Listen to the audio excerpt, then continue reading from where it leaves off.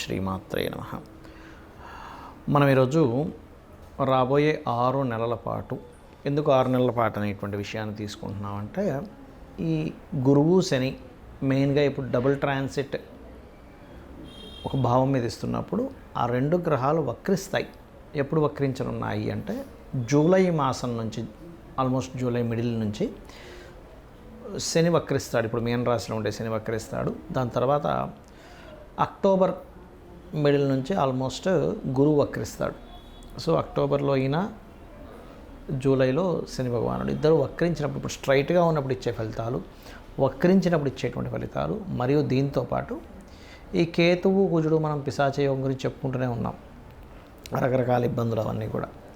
ఇది దేశకాల పరిస్థితుల్లో ఎటువంటి మార్పులను తెస్తుంది, అలాగే ఈ వక్రించి మరలా ముందుకు వెళ్ళేటువంటి విషయాల్లో ఎటువంటి ఫలితాలు ఉంటాయి అనేటువంటి విషయాలని ఇప్పుడు మనం ఒక్కొక్క లగ్నరీత్యా, లగ్నం తెలియని వారు రాశి చూసుకోవచ్చు, తప్పేం కాదు. ఎందుకంటే రాశి ఫలాలు వేరు, లగ్నరీత్యా గ్రహాలు మార్పులు చెందినందుకు ఆ లగ్నం నుంచి ఆ యొక్క గ్రహాలు ఎటువంటి ఫలితాలు ఇస్తాయి, అందులో మంచి ఫలితాలు ఉంటాయి, జాగ్రత్తలు ఉంటాయి, ఎవరెవరు ఎటువంటి జాగ్రత్త తీసుకుంటే బాగుంటుంది అనేటువంటి విషయాల్ని చెప్తుంది నేనైనప్పటికీ కూడా చెప్పిస్తుంది సాక్షాత్ లలిత అమ్మవారిగా భావిస్తూ. వృషభ లగ్నము, వృషభ రాశి. మీకు గురువు మొట్టమొదటిగా ఒక 6 నెలల పాటు మాత్రమే 2వ స్థానంలో సంచరిస్తుంది. దాని తర్వాత 3లోకి మళ్ళీ వెనక్కి వస్తాడు. దీనివల్ల ఏమిటి అంటే, గురుగ్రహం ఎప్పుడైతే 3లోకి వెళ్ళి వెనక్కి వస్తుందో మీడియేటింగ్ ద్వారా ధనయోగాన్ని ఇస్తుంది, గుర్తుపెట్టుకోండి. అయితే ఇక్కడ 4వ స్థానంలో కేతు సంచారం జరుగుతున్నందుకు, అయితే లాభంలో శని ఉన్నాడు కదా, మంచిది అనేటువంటిది మనం చాలామంది ఆస్ట్రాలజర్స్ చెప్తూ ఉన్నారు. అది నిజంగానే మంచిది, లాభశని మంచిది. 2వ స్థానంలో గురువు కూడా చాలా మంచివాడు.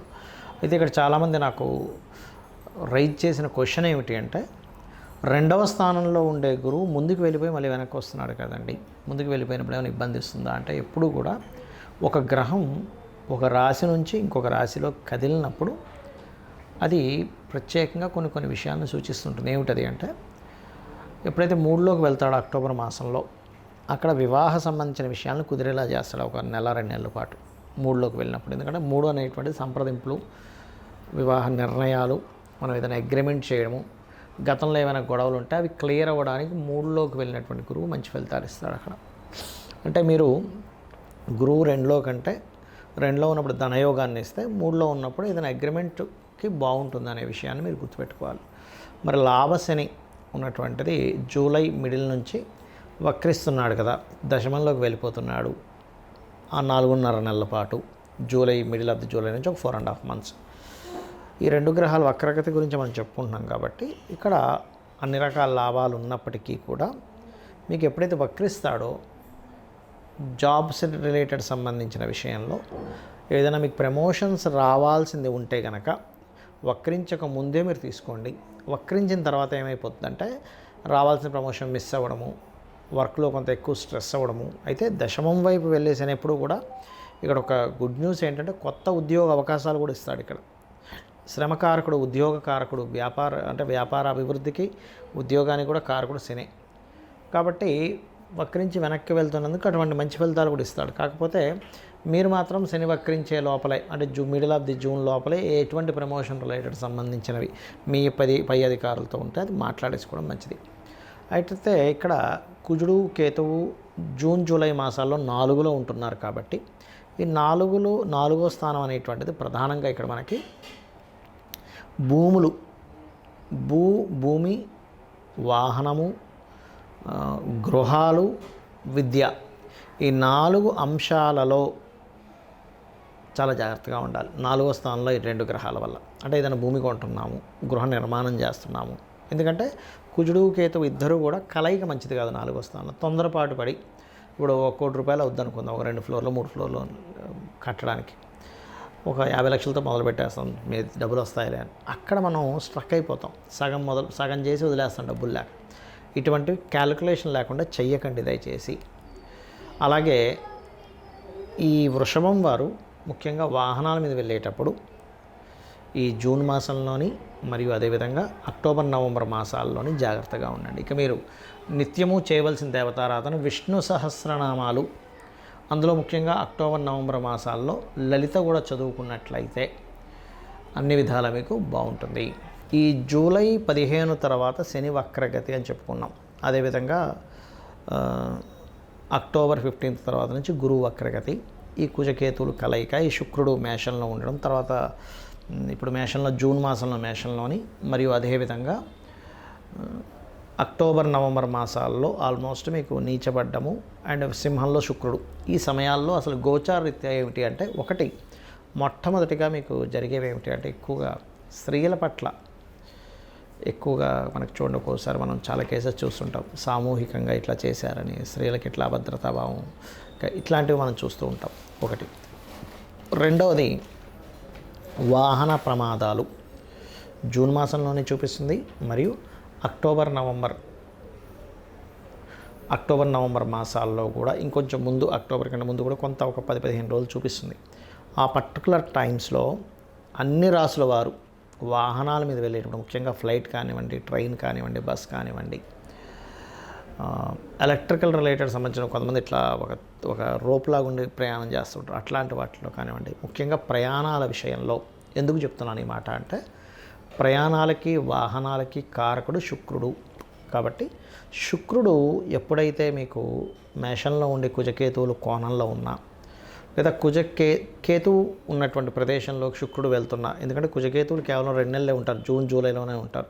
ఈ యొక్క పిశాచ యోగం జూన్ జూలై మాసంలోనే ఉంటుంది. దాని తర్వాత కుజుడు మన ఈ యొక్క కన్యారాశిలోకి, దాని తర్వాత ఈ యొక్క తులారాశిలోకి ఎంటర్ అవుతాడు. కాబట్టి జూను, అదేవిధంగా అక్టోబర్ నవంబర్ మాసాల్లో చాలా జాగ్రత్తగా ఉండాలి.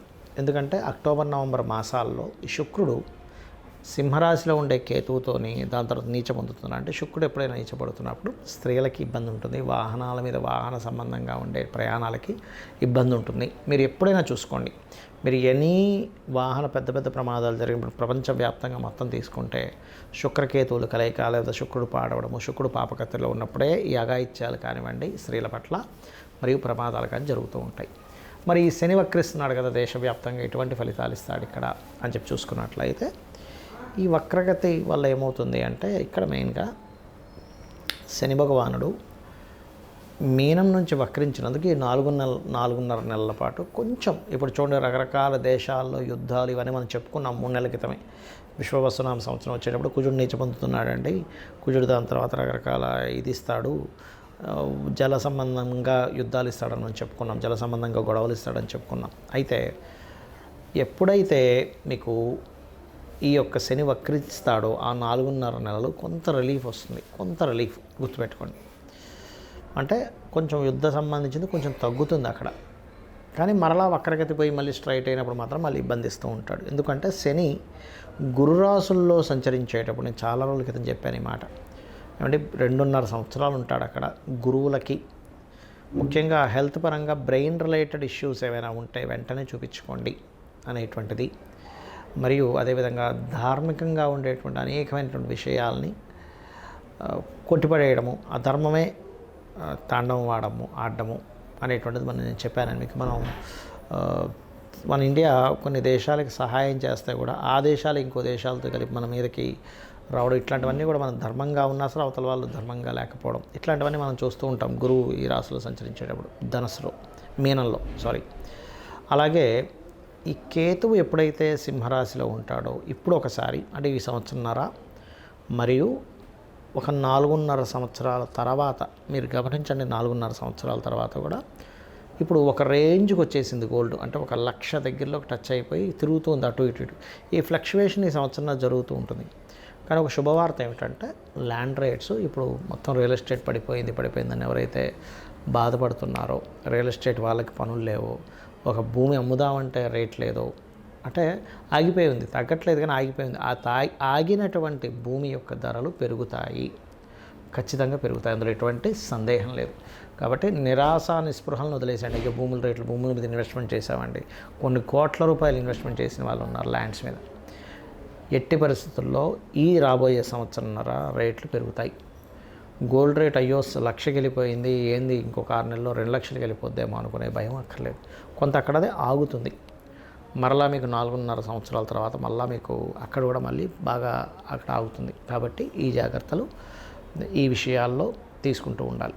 కాకపోతే అందరూ కూడా ఏ రాశి కానివ్వండి, ఏ లగ్నం కానివ్వండి, అందరూ కూడా చేయవలసింది ఏంటంటే ఉపాసనా స్థానము అంటారు. అంటే మనం ఏదైనా ఒక దేవతని కానీ ఎవరినైనా సరే ఉపాసన చేసేటువంటి స్థానంలో రవిరాశిలో కేతు ఉన్నందుకు గణపతిని, స్కందుణ్ణి, సూర్యభగవానుణ్ణి మనం ఎంత ఆరాధిస్తూ ఉంటే మీకు గణపతి రూపంలో మీకు ఒక ఉపాసన ఎవరైతే ఎక్కువ గణపతిని చేస్తారో రాబోయే ప్రమాదం ఇలా రాబోతుందని గణపతి స్వప్నంలో కనబడి చెప్పడం కూడా జరుగుతుంది, గుర్తుపెట్టుకోండి.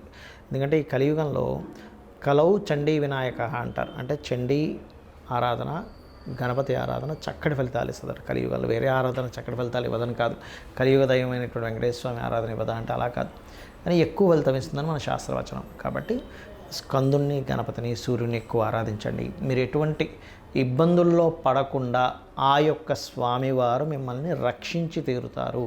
శ్రీమాత్రే నమః.